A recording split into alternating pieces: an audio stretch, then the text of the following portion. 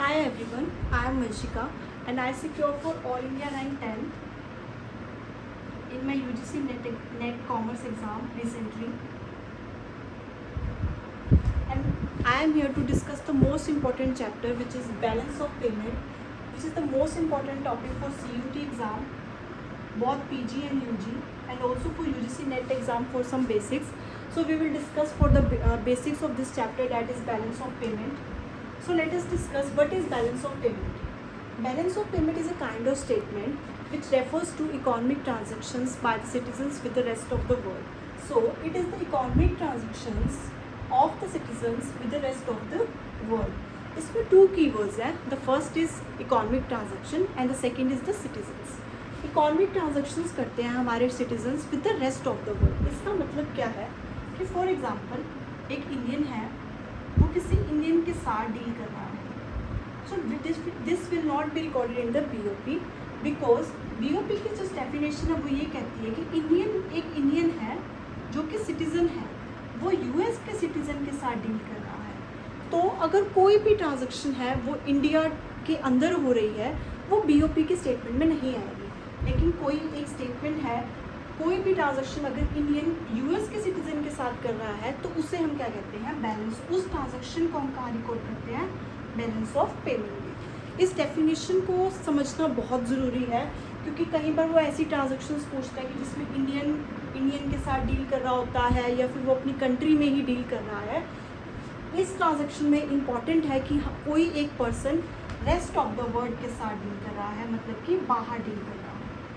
और ऑल्सो इसमें क्या इम्पॉर्टेंट है कि जब हम ये ट्रांजैक्शन किसी भी rest of the world country के साथ करते हैं तो हम उसे किस में करते हैं, डॉलर्स. इट मीन्स इसमें कोई ट्रांजैक्शन ऐसी नहीं है जो रुपी में हम डील करेंगे, सारी की सारी ट्रांजैक्शन किसमें होंगी, डॉलर्स में. सो हमें दो बातें याद रखनी है कि कोई भी ट्रांजैक्शन है वो इंडिया का कोई सिटीज़न बाहर के किसी कंट्री के साथ या बाहर के किसी सिटीज़न के साथ कर रहा है और किस में कर रहा है, डॉलर्स. ठीक है. Next moving to the next keyword. हमने एक कीवर्ड कर लिया कि सिटीज़न जो है रेस्ट ऑफ द वर्ल्ड के साथ डील कर रहा है. एंड सेकंड क्या है, इकोनॉमिक ट्रांजैक्शंस कितने टाइप की होती हैं. ये सारी की सारी जो है इकोनॉमिक ट्रांजैक्शंस होती हैं. For example first is import of goods. हमने कोई गुड है वो बाहर से मंगाया है. फॉर एग्जांपल मशीन, हमने कोई चाइना से क्या मंगाई है, machine. This is import of goods. या फिर मैंने कोई सर्विसेज ली है कि मुझे बाहर का कोई कोर्स लेना है, that is import of services. Simple है ये. Export of goods and services, मैंने मशीन अब ली नहीं है, मैंने किसी को सेल की है. Sale of machine. Sale of machine is a export of goods. Everyone knows कि what is export and what is import. Second is unilateral transfers. Unilateral transfers क्या होता है, ये बहुत ज़रूरी है. फॉर एग्जाम्पल मैंने आपको कोई गुड दिया, सेल किया, आप मुझे उसके बदले क्या दोगे, डॉलर्स. लेकिन यूनिलेटरल ट्रांसफर्स में क्या होता है, मैंने आपको कोई गिफ्ट दिया तो उसके बदले आप मुझे कुछ नहीं दोगे. दिस इज एक तरफा, not the both way. Two way communication नहीं है, ओनली वन वे है. For example gift and the donations are the unilateral transfers. ठीक है. तो ये हमारी दो हमने ये इकोनॉमिक ट्रांजैक्शंस पढ़ी. First is import, export. Unilateral transfers हमने ली, या तो हमें रिसीव हुई या फिर हमने किसी को भेजी. राइट. थर्ड क्या है, बोरोइंग्स. मैंने किसी को बोरोइंग्स दी, मैंने किसी को उधार दी, ये भी कोई एक ट्रांजैक्शन है.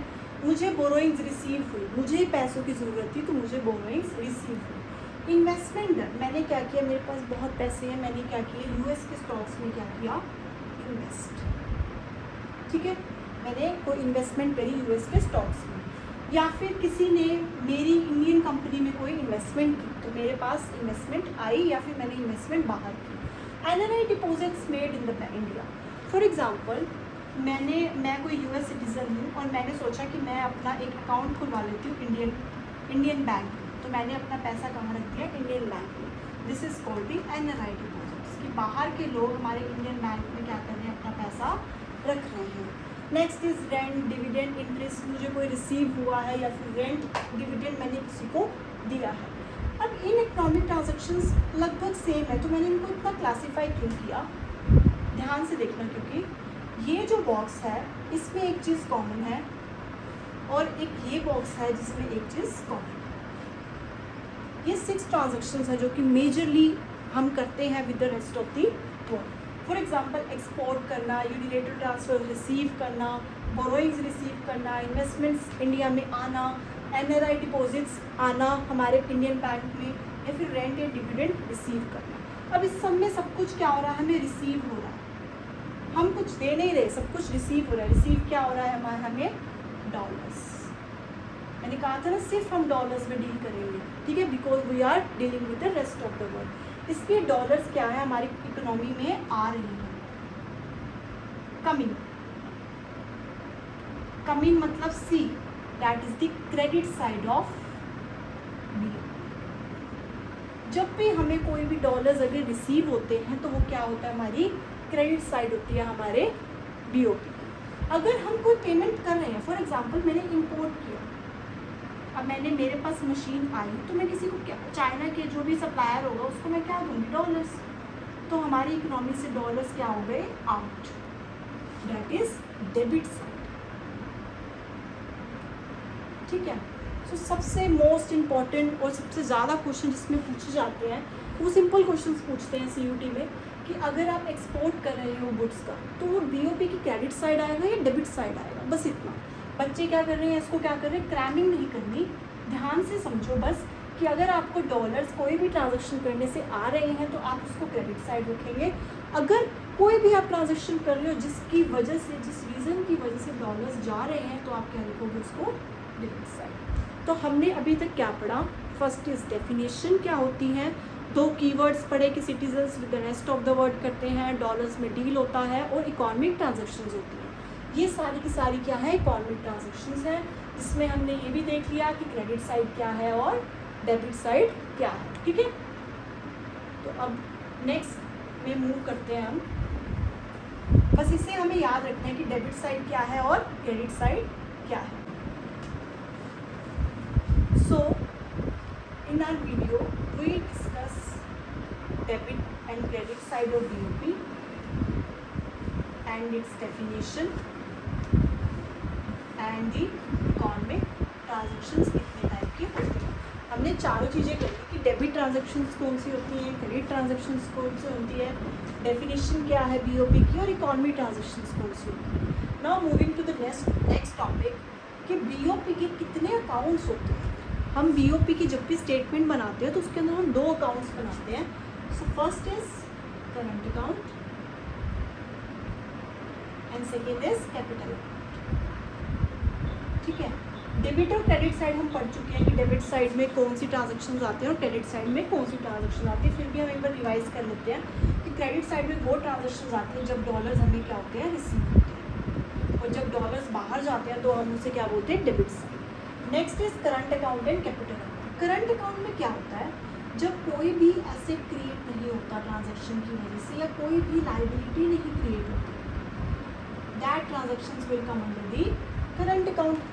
और जिसके अंदर कोई एसेट क्रिएट होती है या कोई भी लाइबिलिटी क्रिएट होती है तो उसे हम किसमें डालते हैं, कैपिटल अकाउंट। अब हमें सारी की सारी ट्रांजैक्शंस पता है, ये सबसे इंपॉर्टेंट पार्ट है कि हमें ट्रांजैक्शंस पता होनी चाहिए कि कौन सी क्या क्या टाइप की ट्रांजैक्शन है जो citizens with the rest of the world करते हैं। तो बस अब हमें उन ट्रांजैक्शंस को क्लासीफाई करना है। फॉर एग्जांपल करंट अकाउंट में first is export of goods and services, this will come under the current account. Simple है, मैंने आपको गुड्स दिए, आपने मुझे डॉलर्स दे दिए, इसमें कोई एसेट नहीं क्रिएट हो रहा, कोई लाइबिलिटी नहीं क्रिएट हो रही, तो हम उसको करंट अकाउंट में डाल देते हैं। अब सिंपल सा क्वेश्चन ये है कि क्रेडिट साइड आएगा या डेबिट साइड आएगा। अब सबको आता है कि क्रेडिट साइड आएगा, क्यों, क्योंकि हमें डॉलर्स क्या होंगे, रिसीव,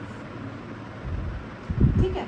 वो ऐसे कंफ्यूज करके ही पूछता है, वो पूछेगा कि exports of goods and services हैं, कौन से अकाउंट में आएंगे ये बता दो, और कौन सी साइड आएंगे ये बता दो। हमने दोनों कर दिया, export of goods and services, क्योंकि कोई एसेट्स और लायबिलिटी क्रिएट नहीं होगी। Import of goods and services में क्या होगा, अब सबको पता है कि डेबिट साइड आएगा, क्योंकि क्या हो रहे हैं, डॉलर्स जा रहे हैं, डॉलर्स आउट। और करंट अकाउंट में क्यों आएगा, क्योंकि कोई भी एसेट और लायबिलिटी क्रिएट नहीं हो रही।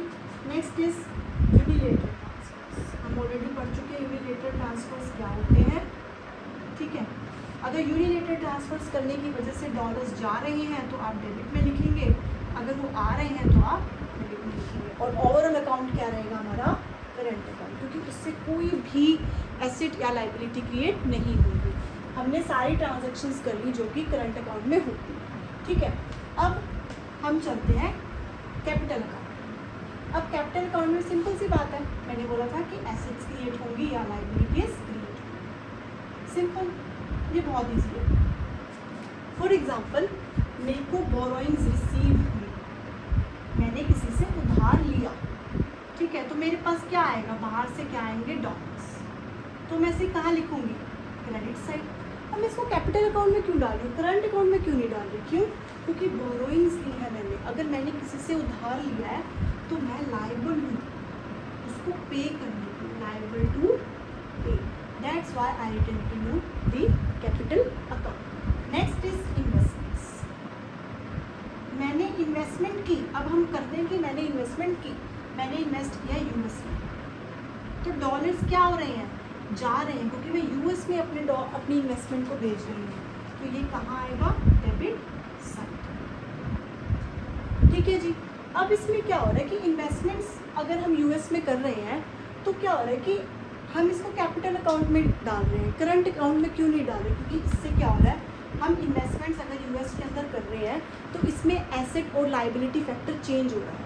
अगर हम यूएस के स्टॉक्स खरीदते हैं, फॉर एग्जांपल मान लो मैंने यूएस के स्टॉक्स खरीदे, तो मैं उसको बैलेंस शीट में लिखूंगी ना स्टॉक, कि मेरे पास यूएस का स्टॉक है, मैंने एक इन्वेस्टमेंट करी है, उसको कहाँ लिखूंगी मैं? अपने एसेट साइड, कि मेरे पास एसेट्स हैं, मेरे पास इन्वेस्टमेंट्स हैं यूएस की, वो एक एसेट है ना, और उससे मेरी एसेट्स बढ़ती हैं, ठीक है, और मेरी कंपनी की गुड वैल्यू भी बढ़ेगी, इसलिए हम इसे कहाँ रखते हैं? कैपिटल अकाउंट, ठीक है। अब फॉर एग्जांपल एनआरआई ने इंडियन बैंक में पैसा रखा, ठीक है, तो हमारे पास डॉलर्स आएंगे, क्यों? क्योंकि एनआरआई का पैसा डॉलर्स में आएगा और इंडियन बैंक में आएगा, तो हम इसे लिखते हैं क्रेडिट साइड, ठीक है। अब इसको मैं करंट अकाउंट में क्यों नहीं डाल रही और कैपिटल अकाउंट में क्यों डाल रही? क्यों? क्योंकि एज एन इंडियन बैंक मैं लायबल हूँ उसका पैसा वापस देने के, ठीक है।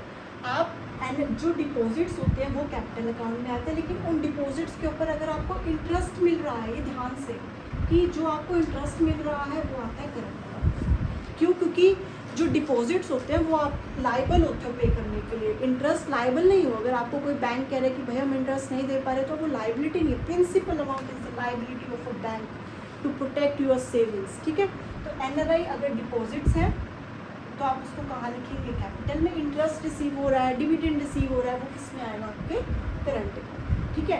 तो आपने देखा कि करंट अकाउंट में भी कुछ 3 ट्रांजैक्शंस थी और कैपिटल अकाउंट में भी हमारी कुछ 3 ट्रांजैक्शंस थी मेजरली, जो पूछी जाती हैं कि करंट अकाउंट में क्या आता है और कैपिटल अकाउंट में क्या आता है। मेजरली हमारा चैप्टर हो गया है कि इस चैप्टर में हमें डेबिट और क्रेडिट साइड पूछते हैं, या फिर वो ये पूछते हैं कि कौन से अकाउंट में आएगा, वो भी हमें। अब मेजरली कुछ चीज़ें पढ़ी हैं जिसमें वो कंफ्यूज करते हैं। फॉर एग्जांपल बीओटी हम पढ़ चुके हैं ये सब। बीओटी क्या होता है? बीओटी का मतलब होता है कि export of goods minus import of goods. It stands for balance of trade, it stands for balance of trade. कहते हैं बीओटी बताओ, वो पूछते हैं बीओटी बताओ, वो आपको टेबल देगा और उसमें लिखा होगा एक्सपोर्ट्स कितने हैं आपके 100 करोड़ और आपके इंपोर्ट कितने हैं 110 करोड़, तो आपका -10 करोड़ का क्या आ गया? डेफिसिट। ऐसे निकालते हैं बैलेंस ऑफ ट्रेड। अब वो पूछते हैं कि बैलेंस ऑफ ट्रेड में ना सर्विसेज भी आती है, तो ये स्टेटमेंट क्या है? गलत। क्यों? क्योंकि बैलेंस ऑफ ट्रेड में हम सिर्फ किसकी बात करते हैं? हम गुड्स की ही बात करते हैं, ठीक है। अब हमने बैलेंस बनाना सीख लिया कि बैलेंस कैसे निकालते हैं, एक्सपोर्ट ऑफ गुड्स और इंपोर्ट ऑफ गुड्स, ठीक है। बस हमें माइनस करना होता है और वो पूछते हैं, हमेशा यही क्वेश्चन आता है कि बैलेंस ऑफ ट्रेड में सर्विसेज होती है या नहीं होती।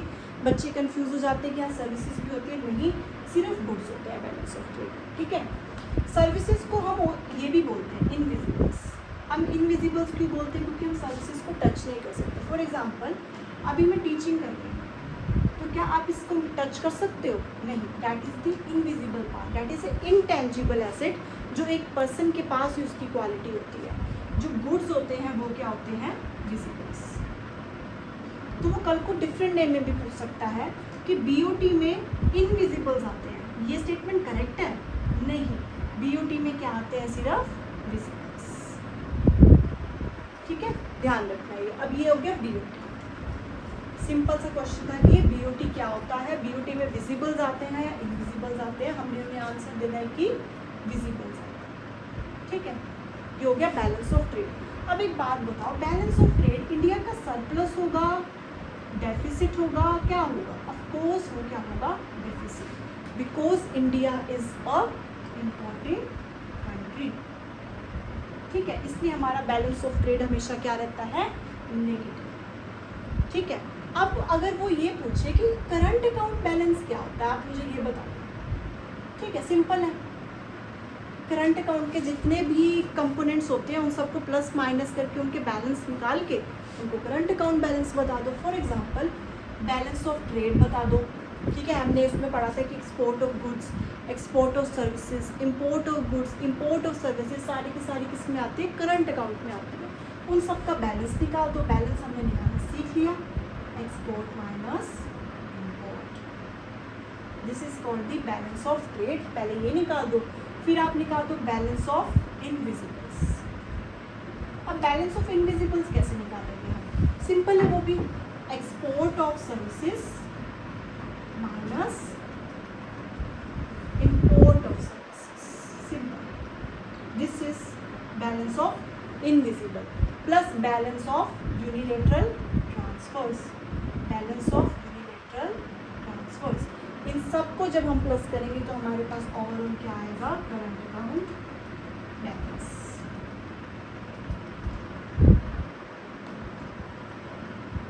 ठीक है, तो ये हमारा हो गया ओवरऑल करंट अकाउंट बैलेंस, जिसके 3 कंपोनेंट्स हैं। First is balance of trade, second is balance of invisibles and third will be balance of unilateral transfers. अब इनमें से प्रैक्टिकली हम बात करते हैं, जो बैलेंस ऑफ ट्रेड होता है वो नेगेटिव रहता है क्योंकि इंडिया एक अनफॉर्चुनेटली इम्पोर्टेंट कंट्री है। बैलेंस ऑफ इनविजिबल्स, सर्विसेज का एक्सपोर्ट इंपोर्ट क्या रहता है, पॉजिटिव। क्यों? क्योंकि इंडिया बहुत अच्छी एक सर्विस डेस्टिनेशन है, हमारा आईटी सेक्टर बहुत ही डेवलप है, तो इसकी वजह से हम थोड़े पॉजिटिव में रहते हैं। यूनिलेटरल ट्रांसफर्स भी मोस्टली मतलब ज़्यादातर तो पॉजिटिव ही रहती है, लेकिन फिर भी हमें करंट अकाउंट डेफिसिट ही मिलता है। इन सबको ऐड भी अगर हम कर दें स्टिल करंट अकाउंट डेफिसिट रहता है। क्यों? क्योंकि इंडिया का ये वाला जो पार्ट है बहुत ही ज़्यादा ख़राब है, बहुत ज़्यादा इसकी सिचुएशन बहुत ख़राब है। क्यों? क्योंकि इंडिया बहुत चीज़ें इम्पोर्ट करता है। तो हम न्यूज़पेपर्स में हमेशा पढ़ते हैं, अगर आपको करंट अकाउंट डेफिसिट अपना ठीक करना है, सब कुछ करना है, तो आपको एक्सपोर्ट्स को क्या करना चाहिए, प्रमोट करना चाहिए। आज हमें समझ आएगा कि क्यों हमें बोलते हैं कि एक्सपोर्ट्स को प्रमोट करो। क्यों? क्योंकि उससे हमारा करंट अकाउंट क्या होता है, इम्प्रूव होता है। ठीक है, तो ये हो गया हमारा current overall account, current account balance. Current account में जितनी भी ट्रांजेक्शन्स हो रही है, for example export of goods, export of services, import of goods, import of services, इन सबको हम कौन सी ट्रांजेक्शन्स बोलते हैं, ऑटोनोमस। ऑटोनोमस क्यों बोलते हैं? क्योंकि ना ये नहीं देखते कि हमारा बैलेंस ऑफ पेमेंट की स्टेटमेंट ख़राब हो रही है या डिटेरोइट हो रही है। ये फ्रीडम है इनको कि इनको ट्रांजैक्शंस करना है और हमारे बीओपी को ख़राब करना है, डिसइक्विलिब्रियम क्रिएट करना है। अगर हम इकोनॉमिक्स की लैंग्वेज में बोले तो ये वाली ट्रांजैक्शंस डिसइक्विलिब्रियम क्रिएट करती है। ठीक है, अब हमें तो लेकिन क्या चाहिए होता है, इक्विलिब्रियम। ठीक है, तो हम इक्विलिब्रियम कैसे ला सकते हैं? फॉर एग्जांपल करंट अकाउंट का मैंने सारा कुछ प्लस किया और फिर भी मुझे क्या मिला, -20 करोड़। अब मैं इसको कैसे इक्विलिब्रियम में लाऊं? मैं क्या करूँगी, 20 करोड़ का बोरोइंग्स ले लूँ। अरे बोरोइंग्स तो किसका कंपोनेंट था, ये किसका कंपोनेंट है, कैपिटल। ठीक है, इसलिए हमें बोरोइंग्स लेनी पड़ती है क्योंकि जो हमारा करंट अकाउंट में इतनी इंपोर्ट्स एक्सपोर्ट्स चल रहे होते हैं, हमारा बीओपी ख़राब हो रहा होता है, तो गवर्नमेंट को ना चाहते हुए भी बोरोइंग्स का सहारा लेना पड़ता है, इन्वेस्टमेंट का सहारा लेना पड़ता है, ये एनआरआई डिपॉजिट्स का कुछ भी करना पड़ता है ताकि वो इक्विलिब्रियम क्रिएट कर सके और बीओपी के बैलेंस को वो इक्विलिब्रियम में ला सके। ठीक है, बीओपी के इक्विलिब्रियम बैलेंस का मतलब क्या है कि आपका overall current plus capital account हमेशा क्या रहेगा, इक्वल्स टू में 0। फॉर एग्जाम्पल इधर अगर -20 करोड़ आ रहा है तो आप +20 करोड़ की बोरोइंग करके इसको ज़ीरो करें। ये इकोनॉमिक्स कहता है कि आपका हमेशा बीओपी क्या रहना चाहिए, इक्विलिब्रियम में रहना चाहिए। अब ध्यान से देखो कि जो करंट अकाउंट है इसको मैंने ऑटोनोमस कहा क्योंकि ये छेड़छाड़ कर रहा है, अपनी मर्जी से ट्रांजेक्शन्स करता है जिसकी वजह से बीओपी में चेंजेस आते हैं। लेकिन उसको सही कौन कर रहा है, कैपिटल अकाउंट। कैपिटल अकाउंट उसको सही करता है, इसलिए हम उसे बोलते हैं अकोमोडेटिंग। ठीक है, तो कल को एक क्वेश्चन आ सकता है कि कौन से अकाउंट में ऑटोनोमस ट्रांजेक्शन्स होती हैं, करंट अकाउंट में, और अकोमोडेटिंग ट्रांजेक्शन्स किसमें होती है, हमारे कैपिटल अकाउंट। ठीक है, अब ओवरऑल करंट अकाउंट का बैलेंस और ओवरऑल कैपिटल अकाउंट का बैलेंस क्या होता है, ज़ीरो होता है। अब हमने ओवरऑल करंट अकाउंट का बैलेंस तो सीख लिया निकालना, हमने सीखा ना अभी ओवरऑल करंट अकाउंट का बैलेंस की balance of trade, balance of invisibles and balance of unilateral is called the current account balance. अब हम ओवरऑल कैपिटल अकाउंट बैलेंस देखते हैं कैसे निकालते, ये भी सिंपल है। आप क्या करो, बैलेंस निकालो बोरोइंग्स कि कितनी बोरोइंग्स आपको मिली और कितनी आपने दी। ठीक है, वो पॉजिटिव में ही आती है क्योंकि हम बोरोइंग्स ज़्यादा करते हैं, इंडिया ज़्यादा बोरोइंग्स करता है बाहर से। फिर आप एनआरआई डिपॉजिट्स की बैलेंस देखो, ठीक है, और प्लस आप क्या देखोगे, इन्वेस्टमेंट्स। ये आपका कैपिटल अकाउंट का बैलेंस आ जाएगा। और ओवरऑल कैपिटल अकाउंट बैलेंस और ओवरऑल करंट अकाउंट बैलेंस हमेशा क्या रहेगा, ज़ीरो रहेगा। और कैपिटल अकाउंट बैलेंस इसलिए ही ये सब किया जाता है ताकि हम करंट अकाउंट डेफिसिट को कंट्रोल कर सकें, इसलिए इसको अकोमोडेटिंग भी बोला जाता है। ठीक है, अब क्या होता है कि एक और अकाउंट होता है जो कि कैपिटल अकाउंट का पार्ट होता है, जिसे हम कहते हैं official reserve account. Official reserve account actually में कुछ नहीं है, बस यही है कि आरबीआई का बैंक, आरबीआई इस अकाउंट को मेंटेन करता है, इसके अंदर बहुत सारे डॉलर्स को मेंटेन करता है। अगर इकोनॉमी को ज़रूरत है कि उसे डॉलर्स चाहिए तो वो इस अकाउंट से डॉलर्स दे देता है। ठीक है, और अगर इकोनॉमी को ज़रूरत है कि उसे डॉलर्स नहीं चाहिए ज़्यादा और ज़्यादा फ्लो हो रहा है सप्लाई का डॉलर्स को, तो फिर हम इस अकाउंट में रख देते हैं। For example overall current plus capital में सरप्लस आ रहा है। फॉर एग्जांपल सरप्लस आ रहा है 20 करोड़ का, तो आप क्या करोगे, अब कहाँ रखोगे 20 करोड़, कहाँ रखेंगे हम। सो अब अभी सरप्लस आया, फॉर एग्जांपल हमें सरप्लस आया 20 करोड़ का, तो हम उसे कहाँ रखेंगे, ऑफिशियल रिजर्व अकाउंट में। लेकिन हमारा ओवरऑल बैलेंस हमेशा क्या रहेगा, ज़ीरो। तो overall current account plus capital account अगर सरप्लस हुआ 20 करोड़ का तो हम उसे ऑफिशियल रिजर्व अकाउंट में डाल देंगे, और अगर डेफिसिट हुआ तो इस रिजर्व अकाउंट से ले लेंगे। ठीक है, तो रिजर्व अकाउंट का काम सिर्फ एक अकोमोडेटिंग वे में है कि हमें बस इक्विलिब्रियम क्या करना है, हमें मेंटेन करना, और ये कैपिटल अकाउंट का ही पार्ट होता है। ठीक है, सो हमारा यहाँ चैप्टर कंप्लीट होता है। बस हम थोड़ा सा एक क्विक रिव्यू लेते हैं कि हमने क्या क्या किया इसमें। सबसे पहले हमने डेफिनेशन देखी। डेफिनेशन के हमारे 2 कीवर्ड्स थे, इकोनॉमिक ट्रांजैक्शंस होती हैं और कौन करते हैं, सिटीजन्स। किसके साथ, with rest of the world के साथ। ठीक है, क्लियर है। हमने बहुत सारी ट्रांजैक्शंस देखी। ठीक है, हमने उनको डेबिट और क्रेडिट साइड में क्लासिफाई किया। ठीक है, हमने 2 अकाउंट्स बनाए। कौन से अकाउंट्स थे, कैपिटल और करंट अकाउंट। ठीक है, कैपिटल अकाउंट के कंपोनेंट्स देखे हमने और करंट अकाउंट के कंपोनेंट्स देखे। करंट अकाउंट में कुछ चीज़ें भी सीखी थी हमने जो बहुत पूछते हैं, which is BOT. BOT balance of trade. Balance of trade में इनविजिबल्स हैं, नो इनविजिबल्स नहीं है, ये फेवरेट क्वेश्चन है। नेक्स्ट फिर भी हमने क्या किया कि overall current account balance plus capital account balance क्या होता है, ज़ीरो होता है। अगर वो ज़ीरो नहीं है और कोई सरप्लस है या डेफिसिट है तो वो कहाँ जाएगा, official reserve account. So we are done with this chapter. Okay.